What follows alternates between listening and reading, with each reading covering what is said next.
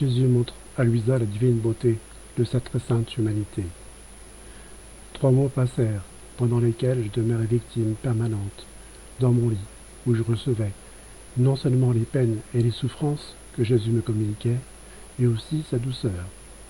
Un matin, Jésus vint à moi comme un aimable et très charmant jeune homme, d'à peu près 18 ans. Ses cheveux blonds, couleur d'or, étaient bouclés et descendaient de chaque côté de son front. Il semblait que ces boucles tissaient les pensées de son esprit jointes aux affections de son cœur. Sur son front, serein et large, on pouvait voir comme à travers un cristal très clair. Son esprit, où sa sagesse infinie régnait dans un ordre et une paix céleste. Mon esprit devint clair et mon cœur tranquille à la vue de ce très charmant Jésus. L'effet fut tel et mes passions si réprimées que je ne ressentais pas le moindre trouble. Puisque mon âme expérimenta un si grand sentiment de paix, à seulement le voir, qu'est-ce que j'expérimenterais si je pouvais posséder sa divinité? Je crois que Jésus ne pourrait pas se manifester dans une si grande beauté à une âme qui ne jurait pas d'un calme parfait et d'une profonde humilité. Il se retirerait au moindre trouble de l'âme. De l'autre côté, si une âme ressentait une paix et un calme tels qu'elle ne serait pas troublée par un désastre et une guerre féroce autour d'elle, alors non seulement Jésus se laisserait voir par elle, mais il goûterait un doux repos en elle, un repos que ne pourrait lui procurer une âme troublée. Sous l'aspect où Jésus se montrait à moi, je ne cessais de le regarder et de l'admirer, et je me disais en moi-même, « Oh, comme ils sont beaux ces yeux si purs, qui brillent d'une lumière plus claire que le soleil !»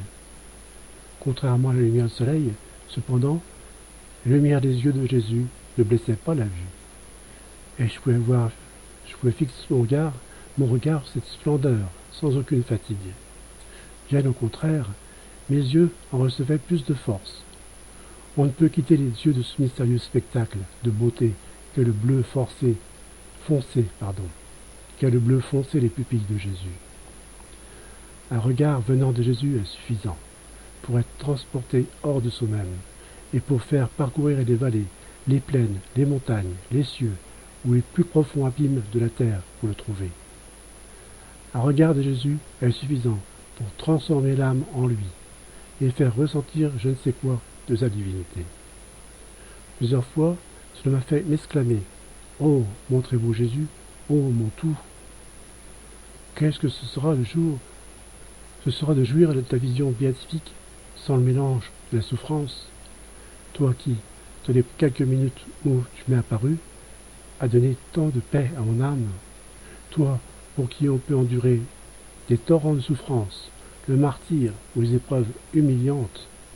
Toi, qui habité par un mélange de peine et de plaisir, d'une parfaite tranquillité d'esprit. Qui pourrait dire toute la beauté que dégage son adorable visage? Son aspect est comme de la neige teintée de la couleur de très belles roses. Il transpire une noblesse majestueuse et divine. Son apparence invite à la crainte et à la révérence, et aussi à la confiance. Son apparence est comme le blanc comparé au noir, comme la douceur comparée à l'amertume. La confiance que pourrait inspirer une créature est une ombre comparativement au brillant soleil qu'est la confiance inspirée par Jésus. Oh oui, la confiance que Jésus inspire à l'âme transparaît sous sa sainte figure, si majestueuse, si aimable. Et l'amour qu'il dégage attire l'âme d'une manière qui ne lui laisse aucun doute quant à l'accueil qu'il lui offre. Jésus ne méprise pas une créature qui, attirée par la brûlante flamme de son amour, veut retourner dans ses bras, peu importe sa laideur ou son état de péché. Que dire maintenant des traits de sa figure? Son nez, très gracieux, descend harmonieusement de ses blonds sourcils. Sa bouche, quoique petite, affiche un doux sourire. Ses lèvres, de couleur écarlate, sont fines, douces et aimantes. Quand elle s'ouvre pour parler, elle donne l'impression que quelque chose de précieux, de céleste, va être prononcé. Sa voix exprime la douceur et les harmoniques du paradis, apte à enchanter les cœurs les plus récalcitrants.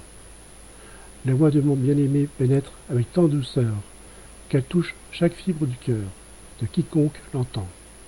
Et, en moins de temps qu'il ne faut pour le dire, elle ravit l'âme par ses accents chauds et stimulants. Elle est si plaisante que tous les plaisirs du monde sont néants. Comparés à un seul mot sortant de sa bouche, tous les plaisirs du monde ne sont que simulacres comparés à sa douce voix. Elle est efficace et produit de grandes merveilles. Quand Jésus parle, il produit l'effet qu'il veut dans l'âme. Oh oui, la bouche de Jésus est radieuse, elle est d'une beauté souveraine quand il parle. Alors peuvent être vues ses dents propres et bien proportionnées, au cœur qui l'écoute avec affection. Jésus envoie du ciel un souffle d'amour palpitant, qui darde, enflamme et consume. Plus belles encore sont ses mains douces, blanches et délicates. Ses doigts, clairs et transparents, bougent avec dextérité, et c'est un véritable enchantement à voir quand il touche quelque chose. Oh, comme tu es beau, totalement beau, mon doux et gracieux Jésus. Pardonne-moi de si pauvrement parler de ta beauté. Ce que je t'ai dit n'est rien comparé à la réalité. De manière gaffeuse, j'ai essayé de décrire ta beauté, que même tes anges sont indignes, incapables de décrire adéquatement. C'est par la sainte obéissance que de mon mieux je le fais. Si ma description n'a pas ton approbation, pardonne-moi. Blâme en premier lieu l'obéissance, parce que mes faibles essais ne font pas justice à ta beauté. J'en suis bien consciente.